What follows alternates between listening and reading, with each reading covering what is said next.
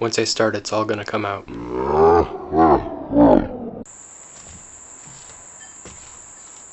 We were friends ever since high school. We only briefly separated during college, and then we got back together. In college, I became kind of a different person. And I would think about the person that I was back in high school. I don't want to go back to that. He was very driven, very insecure, and constantly feeding his insecurities, so he became very rich. That became a big part of the relationship.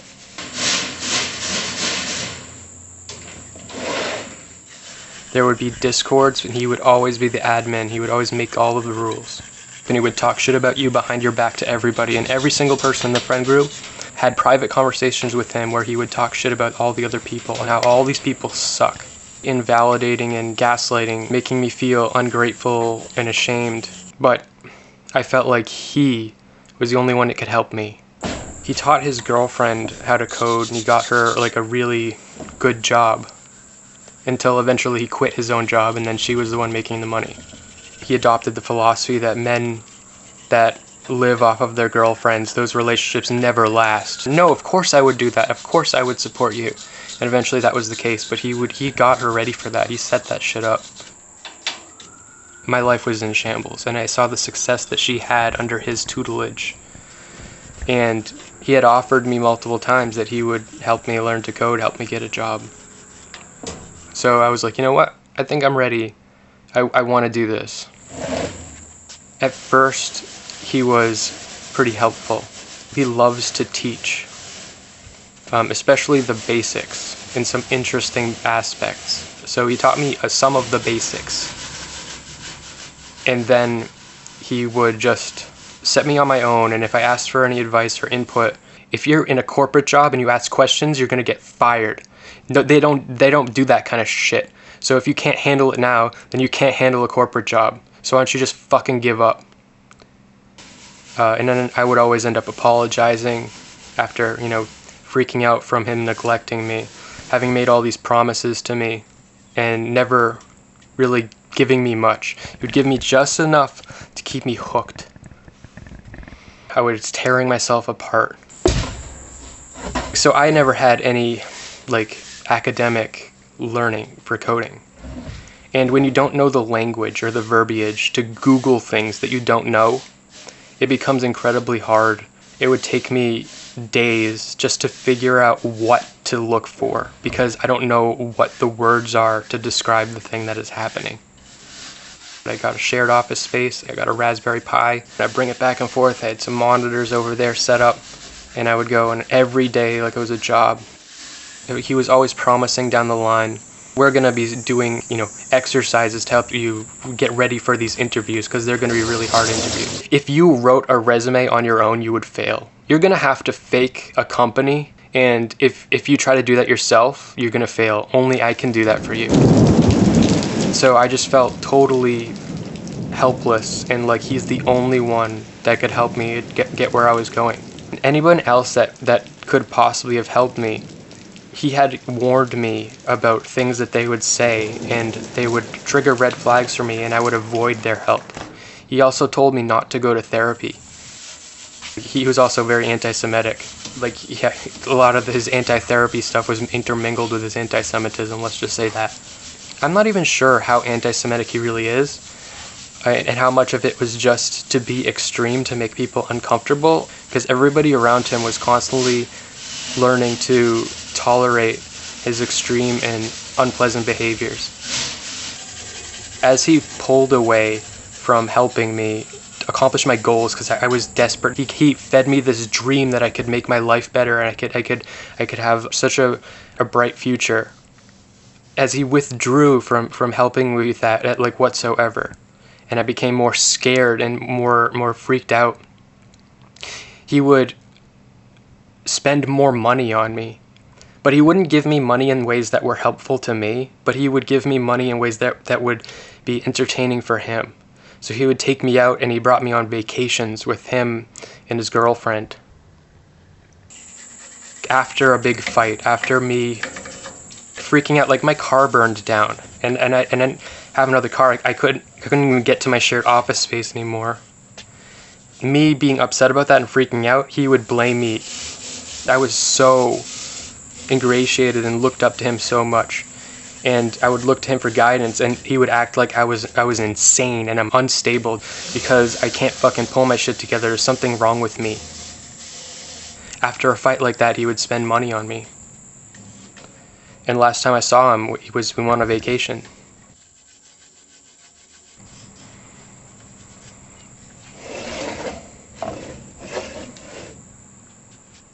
And now, all those feelings of being worthless, they still linger. I still feel like, what am I doing? I don't feel confident in myself, ever. He reminds me of a lot of streamers. But most streamers can't get leverage over you, you know? Most streamers can't position themselves in a way that you are indebted to them and they are helping you. And you better not be ungrateful for that help. They can take it all away just as much as they gave it to you. Most streamers can't do that. I can think of one that does it a lot. So that's where I am now. I'm trying to pick up the pieces.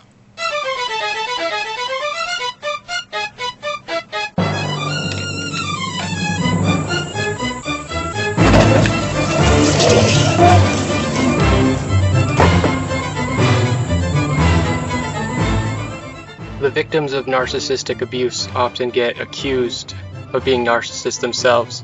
When they speak up, they'll often be questioned. They have their own self-doubt that comes across in everything they're saying. This guy I'm talking about, whenever people would leave his orbit, he would say, "They've made it impossible for me to defend myself against them." And he would say that over and over again about multiple different people, over and over again. They've blocked me and they've prevented me from contacting them. It was actually not even true. He just doesn't want to give them that. They need to come to him. There's always convenient lies or misremembering or forgetting about things. But they'll remember everything bad that you ever did, everything they've ever accused you of. But anytime you feel like you get anywhere, they'll completely forget it the next time it happened. The whole relationship is constructed around what you're doing wrong and how good they are. Making you freak out proves to them how powerful they are. It makes them, feeds their ego. Without you, you're nothing. And you need to know that. You need to know how pathetic you are. And anytime, you feel like you're better than me, you better think twice about that, buddy. There's something fucking wrong with you. After all the good that I've done to you, done for you, how dare you treat me like this? Why can't you be more like Jimmy McGee over here? Why can't you be more sociable? You have no self-respect. There's no feedback that gets received in the other direction. You'll take in this, oh yeah, you're right, I don't have self-respect, you're right. I really am, I'm being ungrateful. So there's nothing but that. They deny everything and reverse it all on you, always. Almost as a rule. It becomes a joke, even. If you ever take accountability, it's brief. We can move on. What's Seth up to? Once it stopped becoming fun for him to help me, and it became work, he would punish me for needing his help. I built my life around the goals that I had set with him, but he would punish me for needing this.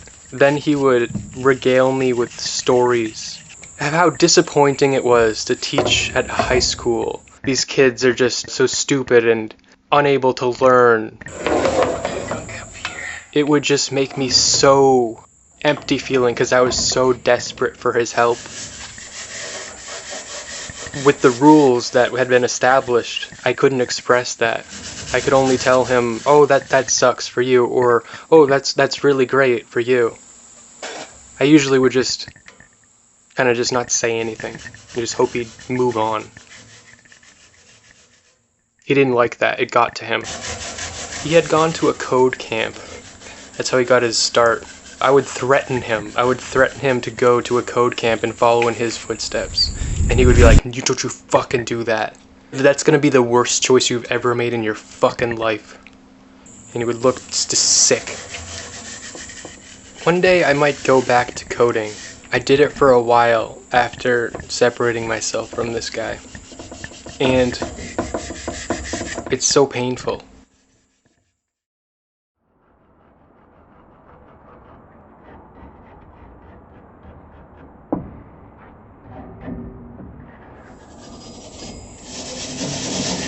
It's not the surface that looks like it's got gunk. It's pretty much clean because everybody's got their fucking ass on it.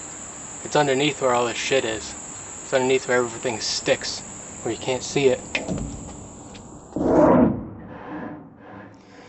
He told me that if I ever date a fat girl, what I can do is I can just lose weight with her.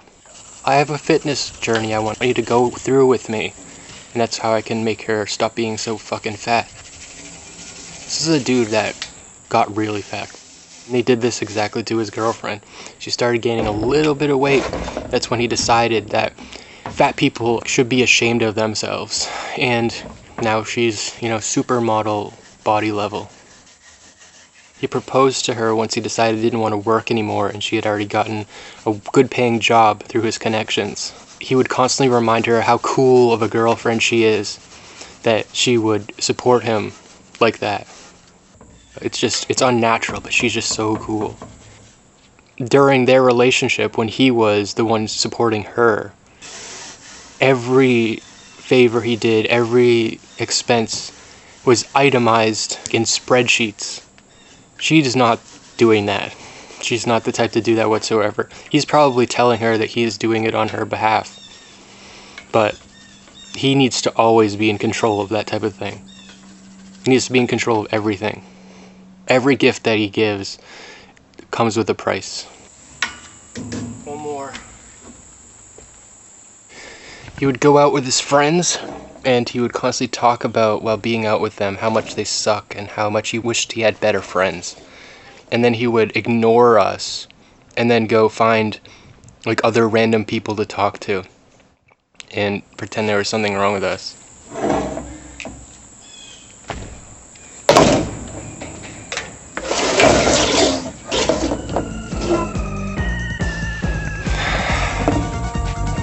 But they would feed his narcissistic need, his ego. With me, he would be like, well, you're not as bad as the others. You're the good one. But also still treated me just the same. Trying to pin me against them, sort of. Especially against his girlfriend, which is very weird. He was trying to control her, force her to conform to his desires. We went to this fucking biker bar, and me being the good one, I wanted to do it too, so I was talking to some random people at this bar. But we didn't get along, and ended up fighting with this biker guy's girlfriend. I realized she's trying to sick her boyfriend on me, so I left the bar, and I expected my friends to come with me. His fiance and our other friend, they came out. He stayed and kept talking to those people. He resented us and didn't give a shit, and would rather talk to some random asshole who tried to sick her boyfriend on me. So I'm out there with his fiance and our other friend, and I'm a little bit tipsy. We're just, having a good time. We're waiting for him to get the fuck out of there. We don't know what he's doing. So he comes out with them. He brings these people that were antagonizing me and trying to escalate to violence towards me. He knew what he was doing. I've talked about this with other people since then. They're like, yeah, it seems like he was trying to pin them against you because he wanted to see you get in a fight. He told me that if I had gotten into a fight, then I would have at least learned something. He just wanted to fucking see me get my ass kicked. And it almost happened.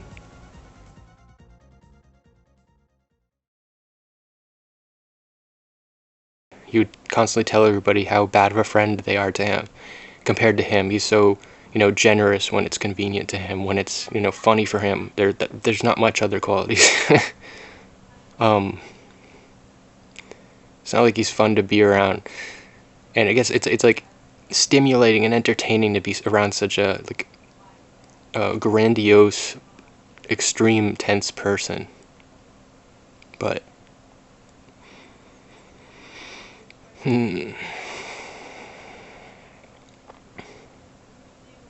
I told him, you're being a bad friend to me.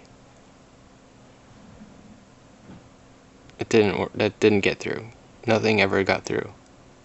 People would leave his life one after another, and he would still. Of course I take accountability. I'm the nicest guy. Everybody knows this and everybody agrees with me about this.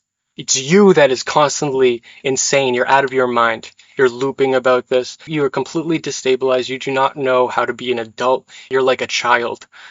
If you cannot handle my generosity, then this is your problem. It's not something I've done. It's your fault for being hurt. How dare you even accuse me of this? You're mentally ill and you're blaming it on me. That is something that a narcissistic abuser will say.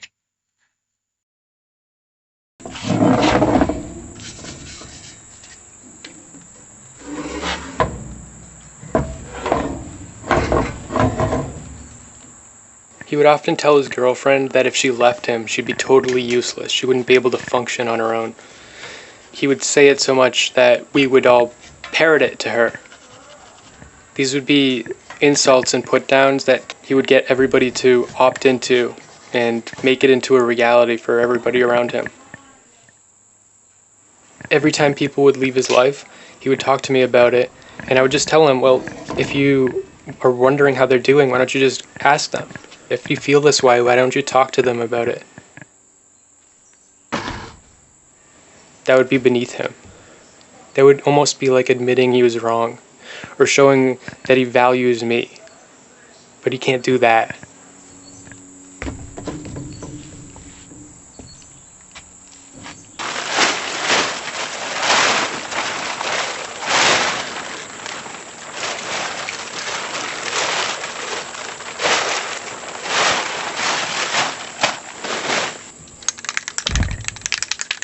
I gave him so much of myself, and I've molded myself really into what he wanted me to be for so many years of my life.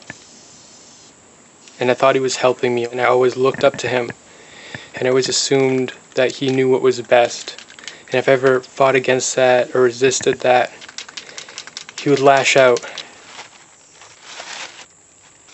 For most people, it's hard to be honest to someone like that, but not for me.